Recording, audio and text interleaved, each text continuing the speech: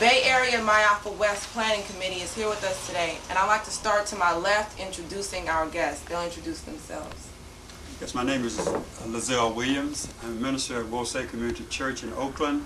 I'm also a teacher in the city of Richmond.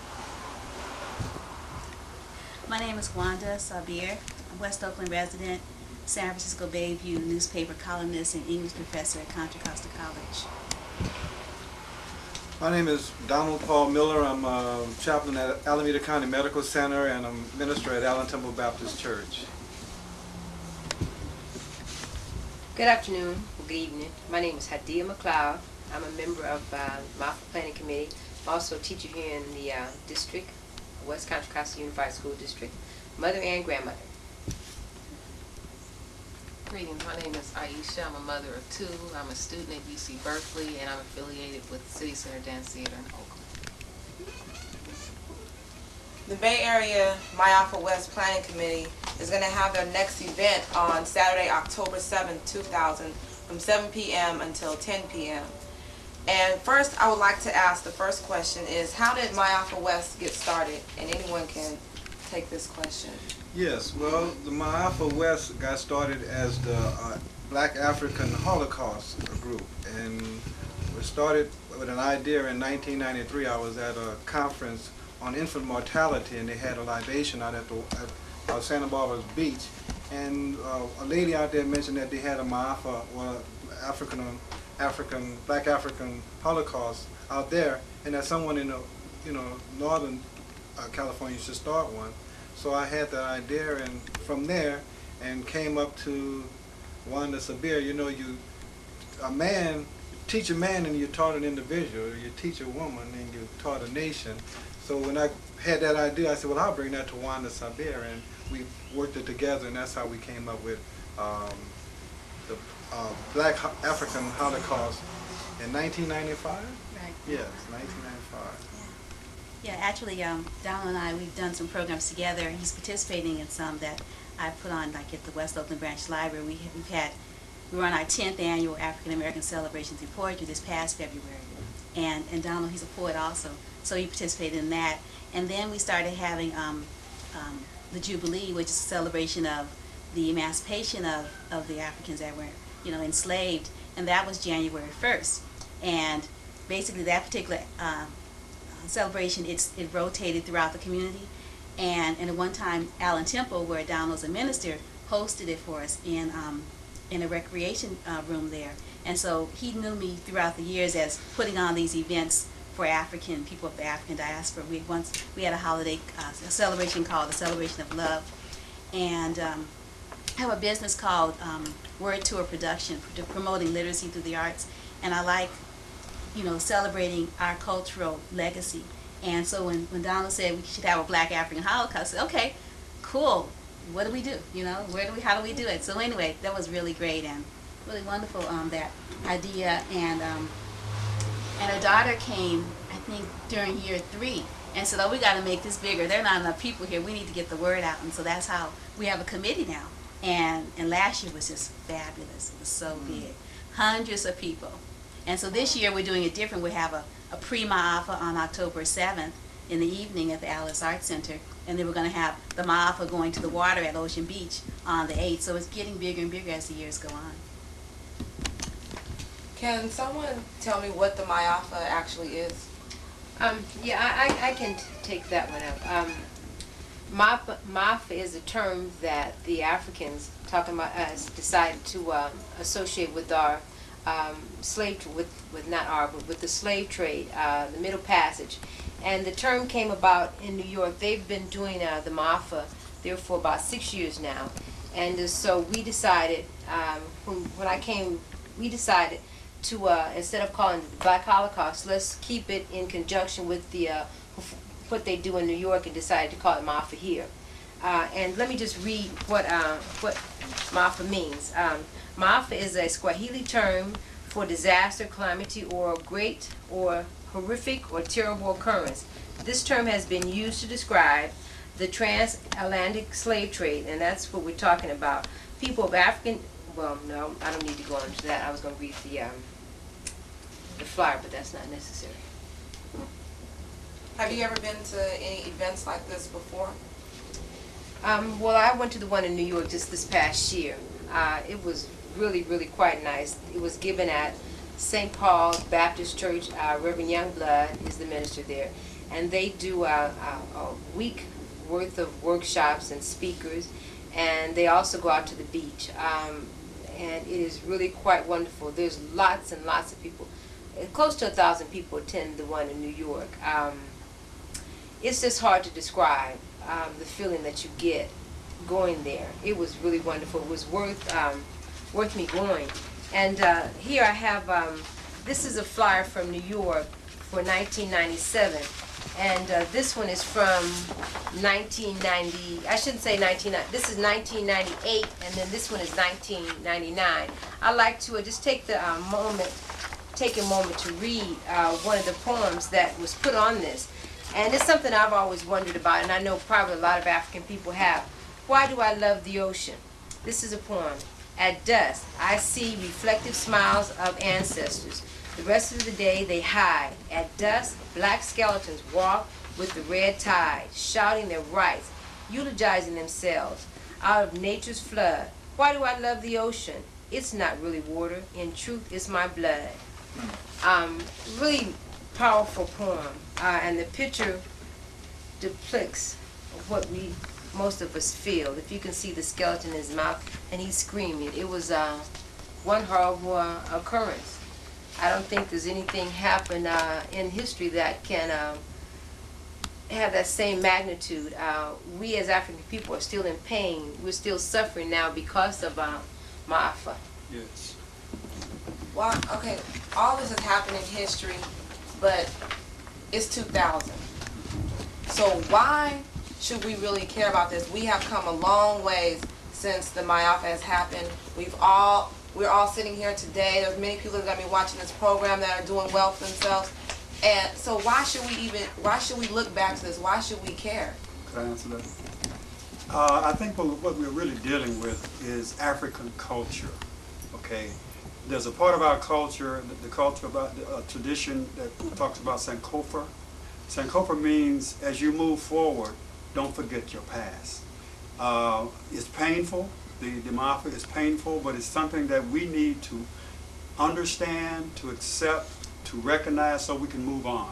We cannot grow with having a lot of pain in us unless we recognize the pain, get remedy for the pain so we can move forward in our lives. And let me just also mention that they have a saying in New York, and it's the saying that just goes throughout the whole conference.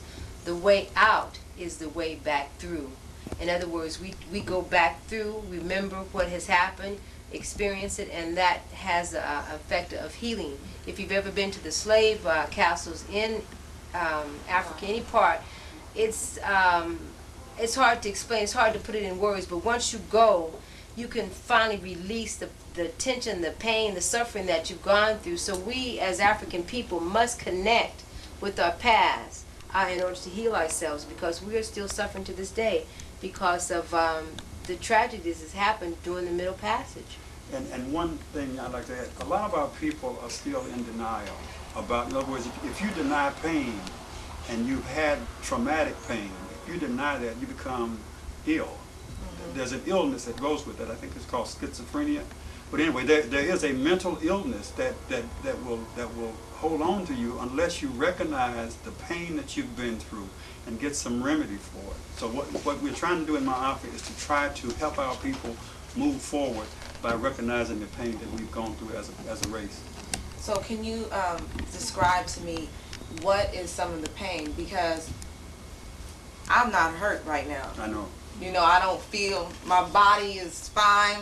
Okay. You know, so what is this hurt that you're talking about? What is this suffering that has been described? I can answer that my way, then maybe, you know, why don't we all can answer it in our own way. There is a book that it's here, and it's called The Black Holocaust. I've never been able to look at that book because of the pictures are so graphic. I didn't watch the movie Roots because of the pain I associated with the slave trade. You don't have to be hurting to have pain, and just the memories bring about pain. If you are into your culture and realizing the things that we went through as a people as a result of the slave trade, that's pain. That's painful. And once I went to Africa, went through the slave ships. I went to MAAFA, New York. I cried and got a lot of the pain out. Now I can pick that book up and look at it. Before I couldn't look at it. It was too painful. I mean, I could feel the pain in my body, looking at the pictures of the woman with her tongue being stretched out by the root of her mouth and her belly cut open and the baby's hanging. I couldn't look at that before now, but I can look at that. That's pain. You don't have to be someone doesn't have to do that to you for you to feel that sister's pain when it happened. To have your tongue latched out with a hook and you hang it up on a slave ship by your tongue and seeing a woman's belly cut open, you don't have to feel that physically in order to relate to that pain. That's the kind of pain we're talking about. Those of us who are here, still alive, that's a part of us. We can never forget that. We feel that. Those are our people. We feel that. And there's a, I'm sorry. But the American way, the reason why so many young people and so many older people, especially from the 50s, don't feel the pain that you say, is because the American way is to not deal with emotion. And so and not to deal with spirituality and not to deal with the inner person. The American way is to be logical and rational. And why are you crying because 100 million people died? You didn't know none of them. So the problem with America is that, especially a lot of Africans who become Americans, is that they don't go back like the Sankofa and look where we came from. They just say, this is the American way. So our kids are suffering spiritually, exactly. and it's a spiritual schizophrenia, exactly. Because what they don't know why they should be grieving. Right. And a lot of our kids are grieving inside and don't know that they should go back to the point where someone sold their ancestors into slavery, and on their way over here, they dropped them over, they jumped over. Why am I suffering and I don't know why? Because you don't know your history. Exactly. You don't know that one of those 100 million people who died was one of your kinfolks, and you don't deal with that emotionally because the white man, and that's just his nature, has taught us how to be Americans and not to relate to our culture. Exactly. So when a high yellow person who think, from where I come from, the high yellow person don't even think black. I couldn't even get into their community because I'm too black, because they don't feel that that person who jumped over was a part. The worst thing that I've seen is, it was the Amistad, when a woman took the baby and she fell overboard backwards. Well, when I was in Santa Barbara doing the conference that caused us to do this, we was dealing with infant mortality. You know how babies are dying at an early age, and to look at that incident in 1993, and then to flashback on something like that, I said, oh, we got to.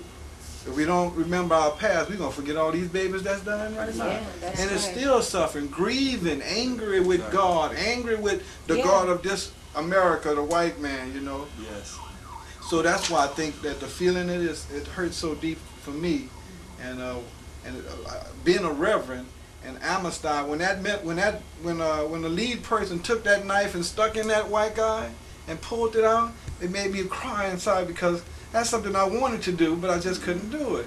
And it expressed how I feel, but I can't think that way. But there's a lot of people who can't think that way. And because they've been Americanized, what they do is that they go outside on the block and they shoot their neighbor because they can't take it out on a white man. That's right. Guy told me the white man did this and the white man did that, and he stole my weed eater. Because he had to take it out on somebody. So I think that the hurt that we feel is so emotional, it's so spiritual, but the white man has lost his spirituality, and because you are American, But did the white man ever have spirituality? Well, I don't know. But that might be that might not be the issue. No, we don't want to focus on that. Right. MAAFA is totally, completely about Africans, and no matter where you are. So that is the focus, not on anything and anybody else, just us and what happened to us and through the Middle Passage up to now. But I And the want other- to finish my point about the white man has lost his spirituality and caused us to want to be Americans, and we're losing our spirituality because we're not. How could the president of the NAACP be a Republican? Because he's an American, and that's the American way. It doesn't faze him what nappy-head people like us go through. Because the American way is to not deal with spirituality, but deal with materialism and all that you get. The objective of Americanism is to get all you can get, and at the end of it, don't care about your past. So I'd like to go back for a minute to this. I'm Aisha sorry. wanted to say Aisha. something, and then I had a comment. I just wanted to say, for me, if you can imagine taking a trip, and this room, we go on a trip, and halfway to reach our destination, 5 of us die, and it's only 2 of us left. And we get to this new land that we've never been to before. How is that going to make you feel as a human being? That 5 of the people that you left your trip with are not there any longer. And this is 100 million of our ancestors who died that way. Not to mention what happened once we got over here. I think what's so terrible about this is that it broke our spirit, African spirit. And right now you say, how is it relevant to us today? Well, we can look and see that we're still walking around with this broken spirit. And the purpose of the MAAFA is remembrance. And when you remember, you make that spirit whole again. And my definition of healing is to work collectively. And you can see the world we live in today, we're definitely not working collectively, we're working against one another. So remembrance will help us do that, when we don't have to think about shooting each other up and the drinking and the drugs and the alcohol and the black folks who would put you in jail before a white man. Remembrance is what this is all about. When you remember your past, and you can go ahead and move on into the future. And that goes back to the statement, the way out is back through. The way out is back through. Yeah, I wanted to mention that we're going to actually be showing Sankofa at the West Oakland Branch Library this Thursday, October 5th, from 6 to 8. And the West Oakland Branch Library is at 1801 Adeline, right across from DeFermi Park, which is where the Black Panther Party started. And it's free, and everyone's invited. Can you tell us the significance of the movie Sankofa? Well, I can't let someone else answer that, but I wanted to talk about, back to your question, which is really a very good one about why should we care. And I was thinking, I read in the Jet that black people are dying from racism in this country. We're having more heart attacks, more incidents of cancer, just because it's really traumatic and it's really stressful to live in a society that hates you, that's structured under a system. The Constitution is not for us, that hates you. In the Constitution, we're still not whole, we're not human beings. Only 3/5. They haven't changed it. They just legislated, Amendment 14, 15, and 16, but that didn't change the language. Clinton apologized for slavery, but that he didn't give us any reparations. So, it's really stressful being black in America. It's stressful being black in the world because Western culture dominates, all of these different systems. Yes. So we come together and we love each other. And then we remember these things. The Jewish people remember their Holocaust. That's why we were so anxious, so readily got rid of that word. Because people say Holocaust. You look it up in the dictionary. Holocaust means Jewish. That's not what the word means, but that's what it means. So MAAFA is our word. And we have to remember our history, even the painful stuff, so that we can get through it and determine our own destiny, which is not happening presently. So we'll never forget. We must not ever forget. We must not ever forget, The movie Sankofa, I think, can be summarized in the first part of the movie. The star of the show, I forget the young lady's name. Anyway, she tried everything except herself. And one of the ancestors came to her and said, "Return to your past. Return to your past." In other words, we as a race of people have been so psychologically damaged that we hate ourselves. We are dead spiritually. We have lost the greatest civilization that has ever lived. There's record of that right now, and we've lost that. So our responsibility, our challenge, is to return to our past and get those principles. Not return back to Africa physically, but get those spiritual principles that were the foundation of this whole world. And return to that. I'd like to just say one thing, and I'm bouncing off of what Lizelle said, and I think it's something important. And us as a group, we have to start remembering this too. When you say we, we have to say some, because a lot of us do remember. A lot of us will never forget. A lot of us are united. And so we have to start saying that and stop saying African people are not united. African people are not this. African people are not that. Because we cannot say that anymore. Because there are lots of us that are conscious, because we're doing this. They're doing it in New York. They're doing it in Philadelphia. They're doing one even in Chicago at the Great Lake. In Los Angeles. They're doing one in LA. So we can't say no, African people are not organized. We are all Americanized, because we're not. Look at my hair. I know this ain't no Americanized. Can I ask you something? Did you always remember? Did myself, I think I was born a revolutionary. I think I was born a warrior. When I was a little girl, I used to wonder, so myself, I think I always knew. Some of us come into this world knowing and remembering. And that's the thing, we all have to remember. Yeah, and you know what? Sometimes we're blessed with parents who don't let you forget. I was raised by a Exactly. father. I'm from New Orleans, and my family's from New Orleans in Mississippi. And my father had to leave New Orleans because he just couldn't stand those white-only and color-only signs, and not being able to golf because they didn't let black men in there unless they were caddies. And he wouldn't let me have. He didn't like Catholicism because he says there's too many white people standing around, statues. And he wouldn't let me have a doll until they started making black dolls. Yeah. I never, it's really something how a lot of people say, I used to wish I was white. Yeah. And I was born in 1958, so I came up in the 60s as a teenager. Was I a teenager in the 60s? Well, more like the 70s, I was a teenager. But anyway, I never wanted to be white. I never wanted straight hair. I never wanted a perm. Neither did I. Well, what about the people that do?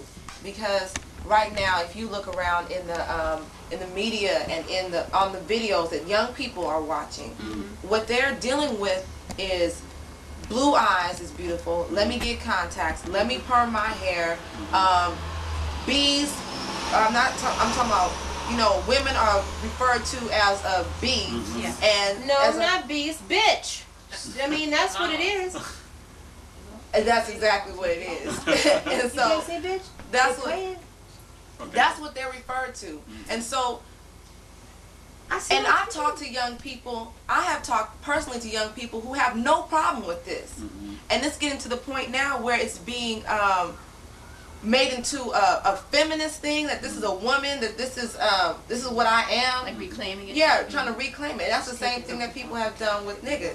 But what I want to bring back is, how does that relate to remembering your past? Because this is what's manifesting now. So how can we work with that to remembering your past in the MAAFA? Can I comment on that? I think something that she said earlier, we are here at this time and place in this country for a reason. And that reason has something to do with our connection to our past, our spirituality, our connection to the earth, our connection to God. What she said is absolutely true. There are a lot of our people have been lost for various reasons, but we are here for a reason. We are here to bring back the ways of our ancestors. That's our responsibility. We can't look at the large numbers and say that the case is lost. Our responsibility is that where we are at this time and place on this earth is to bring back something called MAAFA, truth, justice, righteousness, propriety, and balance, which was the formula for our ancestors. Bring that back, first of all, to our lives. All the young people are not lost. We were talking earlier about the hip-hop culture. There's a positive aspect of hip-hop culture that seeks to take us back to those principles. This is true. So what we need to do basically is try to increase that number, and I think the MAAFA commemoration is about that, about bringing more and more of our people together in one setting, sharing, crying, yes, and planning. And Remembering and planning for our future. Self-determination is still a principle that has gone back for thousands of years, and it's still here. And we need to learn to practice that, bring it forward in our lives today. And with MAAFA, we are trying to reach as many people as we can, and hopefully the youth will pick it up. we as an adults are responsible for what's going on in our community, even though it's not happening to us directly. But what happens to one happens to all of us. Just like you put a pebble in a lake or ocean, and those ripples are going to go on and go on and go on and go on. It's the same thing in our community. Our youth are killing themselves. There's a lot of things are happening. Well, we as an adult, we have to some kind of way, figure a way to do something to stop it. And this is one of the ways we're using MAAFA to do that. We're trying to spread MAAFA to remember. We must remember our past. We must remember the pain and suffering that we went through the Middle Passage. We cannot forget that. Even in my field, Jesus said, "I came to save the lost sheep of the tribe of Israel." He wanted to save his people. Well, Paul said, "I wish that above all that Israel was saved." Well, African Americans, Africans that's living in America, we want to make sure that our people are saved from the chaos of what can happen if they go to the other side. Sure. When you look at what happens to people who straighten their hair and go the American way, if you look at the newscast, if they're not institutionalized, they won't be on there. A young lady lost her job maybe about 10 years ago because she wore braids the first time. Well, we have to let our people know that, we want them to be saved. We want them to be whole. We want them to be able to be emotional, spiritual, intellectual, social, and, love each other, but maybe not like what everybody do. I love everybody, but I don't like when somebody comes and say, well, we're going to take your children and not give them the proper education. Well, that's because they don't want us, they don't want us to achieve that goal. Or what we're going to do is we're going to make sure that the standards for graduation out of college are so high that you can't even get, inside it because you won't get a 4.1.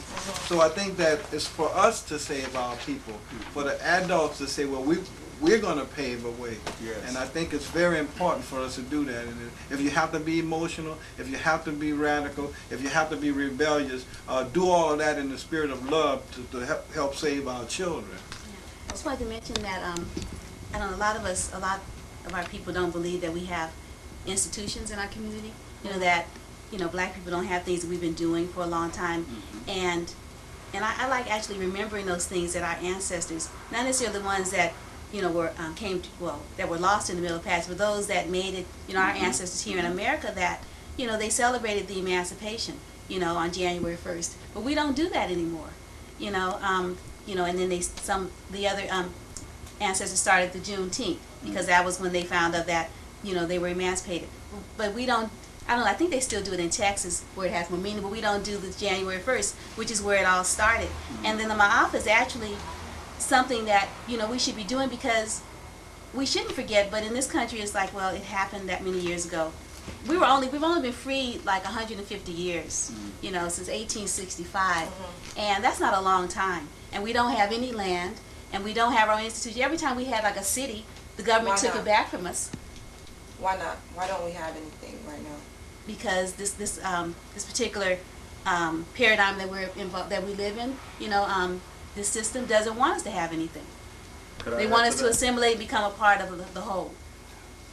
A part of the discipline that I was talking about earlier that we must have is to use what we do have.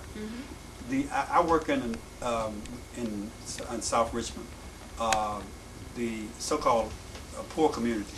But if you see the kind of clothing, the kind of cars, the kind of everything that our people are wearing and driving, you can't say that these people are in poverty. But the problem is that we're not using what we do have in a way that brings about a certain level of discipline and uplifting for the entire group. We have lost the sense of collectivism, and we've gone to individualism. So that's a part of that spiritual trauma that we were talking about earlier. When you hate yourself, when you are so psychologically damaged until you want to kill somebody or you want to destroy yourself, that kind of thing. So what we need to get back to, and I think the small groups all around the country, and especially in Richmond, is to begin to come together and to bring our people together and share information and get back on track in terms of our culture. And we talk a lot about the problems in the community and what's going on. So why is it important to have African-centered education? Because we live in an anti-African world. That's the reality, is that the educational system in this country believes in the inferiority of African students and people. That's just real. And I think that also the African students believe in their own inferiority, and I think it's not so much as somebody taking anything away from us. Right. It's important to have African history, African education, because we need to define our own role in this world. This is my land. That's right. These people here, the people that died, the people that built this country, I call America mine because my ancestors built it for me to be here. But our African children aren't taught that. They believe that they're living in somebody else's world. I think things like this are about empowerment. White kids are taught to empower themselves. They can look out in the world and know that they can go build something, they can start their own business. Who teaches black kids that? That's right. And if you had this background that this is your land, that your ancestors died for you, then you can go out there and say, look, I'm going to do whatever I want to do. You're not going to give me anything. I'm going to take it from you because I deserve it. Right. So it's about defining your own history and not worrying about nobody else. God put me here, and so this is mine. And so I think that the MAAFA is important in that term. And I think somebody asked me the other day, why do we have to do this every year? And that was an interesting question to me, but if you look at it, you look around us, we have celebrations of the death of people, Memorial Day, Veterans Day, Columbus Day, they're honoring these people who have died. I think that we should be able to, and we are, That's do right. the same thing for ourselves. You know, and how dare someone ask you, why do we do it every year? How long have they been celebrating Columbus? Columbus didn't discover America. The Indians were already here, but they discovered, oh man, I'm getting ready to go off. They want us to celebrate it, so why can't we commemorate over 100 million Africans lost their lives? So if we celebrate 1 year for 100 million years, it still will not be enough for the suffering that we have gone through as a people. So the person who said that is still ignorant for, was it an African? Well, do you see? An African can say that. Why do we have to do it every year? What kind of mentality would it take for an African person to ask us, why are we celebrating this every year? Where do you think that mentality comes from? Because I don't know if anyone else have heard of it, but the Willie Lynch letter is key in all this. And can someone please expound on what the Willie Lynch letter actually did and what it was about? Yeah, I remember that. That was the one. That was the letter where I guess the slave owners were talking about how to divide us and how to train the slaves, so that it we was didn't. a workshop. It was the first workshop for white folks. He went around the country doing and what happened with this is that through divide and conquer, by saying, okay, we favor you and we'll let you oversee these people over here, it made us not trust each other. So whenever, for instance, that's how a lot of times when a black person is in charge of something, another black person won't want to go to that person. They'll go to a white person that's around that person just to make sure that this person really knows what they're doing.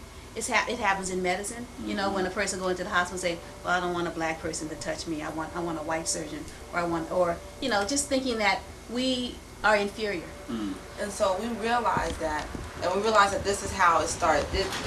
That it was a setup. Basically, we were set up in this situation. So now the beginning is remembering the past and the MAAFA, but The way out is back through. Exactly. So, but are we living in the past by doing this? No. What we're doing is recognizing recognizing that. See, Sankofa means remembering the past as you move ahead. You see, you should remember. At our community, we say you should have 5 generations of the history of your people before you at all time. You should remember where you came from. So when you're moving forward, you can't forget your culture that you came from. The problem is that a lot of our people, especially in the educational arena, once they get quote unquote educated, Western education, they forget about where they came from, if they ever knew, or they don't learn about where they came from. Our children should understand today that not only, as you said, we have a stake in America, but if you read some of the books like Dr. Ivins and Van Sertler's books, he'll tell you that Africans were here first anyway. It's not about them coming over. The Indians were here. It's like Africans really came to this part of the world a long time ago, and he validates it. And so our children probably would have a better sense of themselves, a better reason to get educated if they knew that this is your land. You were the first civilization. You were the people that brought culture to the so-called Western culture now. and they've taken their culture and given it back to you, and you've forgotten about your own. So we have a lot of education to do, because education is nothing more than teaching culture. And I think the first event, the one on Saturday at the Alice Art Center, is about the present day, how we can heal ourselves today. And so if anybody is interested in the present, the event at the Saturday at the Alice Art Center, we're bringing a lot of speakers to come and talk about ways that Africans have and can continue to heal themselves. Right. And I was just- Excuse me, wait a second, before that, I want you to also mention, Aisha, how this is not just a once-a-year thing, that we're going to actually have healing workshops throughout the year. Well, You wanna talk about that? That's our plan, is to keep this going on throughout the year, have events every 2 or 3 months that talk about some of these issues in depth. You know, a healing process. It's going to take, you know, it's a process to heal yourself. I mean, if you have cancer, you don't just get over like this. It's a process, and we want to actually go through the process of healing ourselves. The Million Man March was a part of that process. Yes. MAAFA is part of that process, and we've got to keep it going. This new millennium, it's a new age even, and so there's a swing now toward healing from within, and the Africans have just got to, you know, get with that flow and take ourselves on, you know, to the new millennium, hopefully healed. Well, What is the process that you're describing? Because it's remembering the past as beginning, but what is the actual process that will get us back to where we need to be as a community? I was just thinking at first we need to accept ourselves, because actually, you know, the Willie Lynch was that part of the process did divide us even further, but it started when we stepped onto that. Well, first when we were in the slave castle, because at that particular time, children were separated from their mothers, others never saw their families again, and people spoke different languages, and everyone was sort of like put together in this hull of the ship, and you might not know hardly anyone there. They might not speak your language, and then we came to this land where we didn't even know where we were, and your family's somewhere else, and then as the generations passed to where we are presently, we don't know where we come from in Africa, a lot of us. We don't have our own language. You know, we don't own any land. So, you know, that makes you feel kind of devastated. Well, I wanted to, yeah, because I wanted to throw a point is that the Christian church, they commemorate the death of Christ, some of them every week. They take the blood, they take the bread, and they remember what Christ did for them. And I really believe, and this might sound terrible, I believe that God, as horrible as all those people died, God sent all of those people here that made it here. And the ones who died, God knew they was going to die. So at this time, we as American Africans, if I can say it that way, are supposed to be able to look back to the Africans that's over there and support them.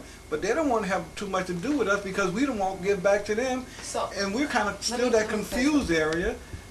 So are you saying that God wanted it to happen? Wanted 100 million people to die? Permitted it to happen. Oh, permitted Because I that. believe that God is And- sovereign. He did that to his Jewish people. So, and I believe that the people that came here, God knew they was going to die. He knew that some of us was going to sell some of us. And who was going to do it? And a lot of people can't accept that. And I wanted to be clear that MAAFA is not a one denominational kind of thing. This is inclusive of all of us. Those of us who believe in Jah, those of us who believe in Allah, those of us who believe in Shiva, those of us who believe in Buddha. Whatever your background is, you still need to be a part of MAAFA. So it's not a religious thing. So don't People of African descent. people of African descent. That's what this is based on. There's no religious Affiliation. right. And so God, you know, is almighty, and so when we talk about God, you know, we have our own views about that. That's But right. one of the things that what we're talking about today is returning to our culture. The key part of our culture is called spirituality. It's not religion. It's spirituality. Now, religion is how you decide, how you interpret your spirituality. But now, one of the things that's consistent with African people is something called ritual.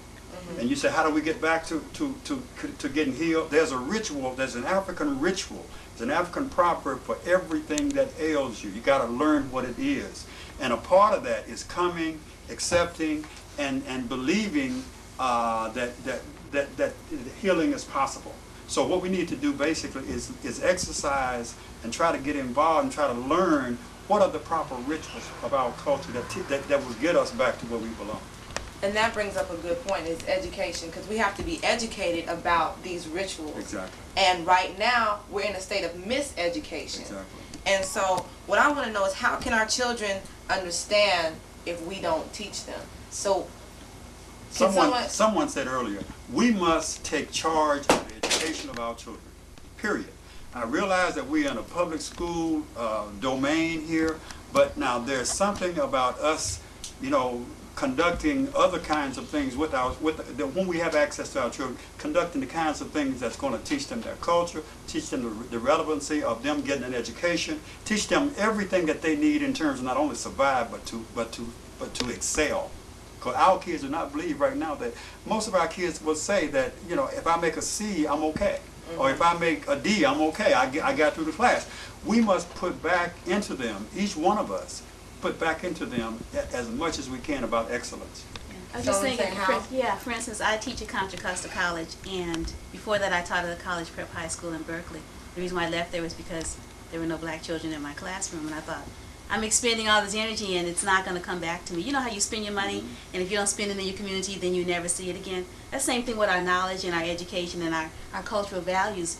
If, for instance, I'm a black teacher in, a public institution, however, the books I choose as the textbooks for my class, I choose them to reflect me as an African person. And it doesn't matter who's in my class. I'm teaching at Contra Costa College, so obviously I have black students there. And I teach at Laney College. Obviously I have black students in my class. I teach at the College of Alameda. Obviously I'd have probably black students in my class. So each one of us, the more we know, the more we should share. And that's how I feel about it, in the different classrooms we might be in. We meet somebody on, at a bus stop, or we sit down and have a conversation. We see a child doing something they shouldn't do, even if it's something like crossing against the light. I'll get out of my car and or talk to them, so you shouldn't do that. You might get killed or whatever. We shouldn't be afraid of one another, and we should share what we have. And not be ashamed of who we are. And a lot of times the reason why we won't remember, like the MAAFA, is because we become Americans and we're ashamed of our nappy hair, and we've made ourselves institutionalized, and we prefer an American education instead of our culture. The next question I want to ask is, because we're talking about the MAAFA and remembering our past, but one thing that is a part of our past is how Africans sold us into slavery also, and how our own were a part of us being enslaved. So that's part of the MAAFA, and that's part of remembering the past. So how do we deal with that? Because not only did they sell us off, but I don't know, if you correct me if I'm wrong, but I don't know of any Africans that came looking for us. Oh no, Could I add something to that though? I want to say something to that too. You don't know if anybody came looking for us. Now do you have any children? If you don't, if somebody take your baby, you're going looking for your baby. Don't give me that. They did look for us, and there were revolts. There were people who came and attacked the ships. Don't think that we just let people just take our people. Queen Nzinga fought. Exactly. Queen, what's her name? The one in Ghana fought. They didn't enslave all Queen Nzinga's people. She fought until Portuguese got tired and said, we're going to leave that Negro alone and go and find some other slaves, because they fought to the death. Sure, there was some that sold us, but it was because of white folks saying, well, we got these little trinkets we're going to give you, so go on and get them. And they did not know, the majority of us who sold us to the white man did not know that they were selling us across the ocean, because slavery has been something going through all through our history, but it's a different type of slavery. Right. They didn't know that they were selling us into the slave ships and coming across America. They didn't know that. White men knew it, but they didn't know. That's the divide and conquer kind of thing Willie Lynch come up with. They was doing it back there in the slave ships. Divide and conquer has been going on since then, and it's still happening now. You get in between two, as I'm going to say it, two Negroes, and you give one Negro more than you give the other Negro. The one you give him more, gonna think he's uppity, and then the one who get less is gonna be real vindictive, and they're gonna be fighting. You know, I mean, look at what they did in Rwanda. You know, can you imagine the Hutus and the the Hutus and the Tutsis, Yeah. same people, they slashing each other up. The method of killing one another was to go like this. They slash this arm off, slash this arm off, then they cut your feet off, cut that feet off, then they cut this ear off, and then they cut their, and then they start slicing you. That was their mode of operation. Why? Because of the French going in there making the Tutsis think that they're more powerful or more better than the Hutus when they're related. Could I add something? This is a favorite punchline of most whites to justify slavery and a few Negroes. For example, Henry Louis Gates did a special on television, and his major focus Was on the Africans Africans selling Africans. He went to one place in Ghana. I've been to Ghana many times. He went to one place in Ghana. He went to the Ashanti region, and this was Ghana, and this where some of the corrupt kings were involved in the slave trade. But now he didn't say that 3/4 of Ghana was not involved. I mean, the great majority of Ghana resisted when they could. And Henry, this Gates guy was married to a white woman, so my thing was he was trying to impress her that the Negroes sold themselves too. So, you know, y'all ain't all whatever. And he's also the chair of the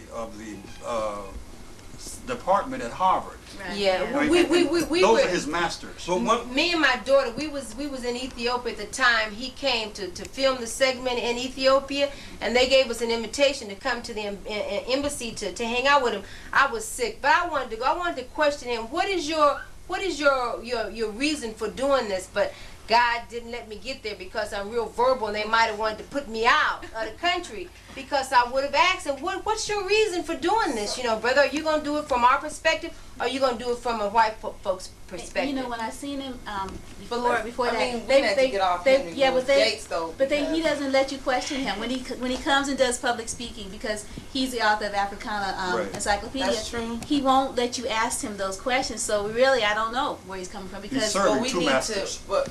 The focus of the discussion is the MAAFA. Exactly. True. And so remembering the past, and like we said, this is a part of the past that Africans sold us into slavery. So we need to deal with that also as part of the process. Yeah. well, one major part of the process why we remember the MAAFA and the people who sold the people is because one part of the healing is forgiving, not holding it against them because they thought they was doing the right thing for them, and knowing that America is an individualistic place. Well, the people who sold the Africans who still sold the Africans thought they was doing the right thing for them. And the purpose of the MAAFA with us today is so that we can look back and say, even though they did this wrong, we won't hold it against them. We will forgive them. We don't want to forget it because you can never forget it. But we won't hold it against them, and we'll move on and start healing for our younger babies, our children. So one of the purposes so that we can have some healing, some forgiving, because if you don't forgive your brother, then your Heavenly Father won't forgive you. So we believe that wholeheartedly, and one area of the MAAFA is so that we can start forgiving and not holding grudges against them and start the healing process, because without forgiving there is no healing. And just to say one thing, that's not all of our position about forgiving and that kind of thing. My thing is that we're not going to concentrate on the Africans who sold each other. That's not how I don't even look at that. And I think before you can forgive somebody for something, they got to acknowledge it and be responsible for what they did, and we all know that hasn't happened. And I think they brought up the thing about Henry Louis Gates Jr. You have black men teaching white folks and black folks, but this is our history. And when we do things like that, like this, the MAAFA, we're teaching ourselves this is what really happened. So anytime you see that kind of craziness on TV, we know that that's not the truth.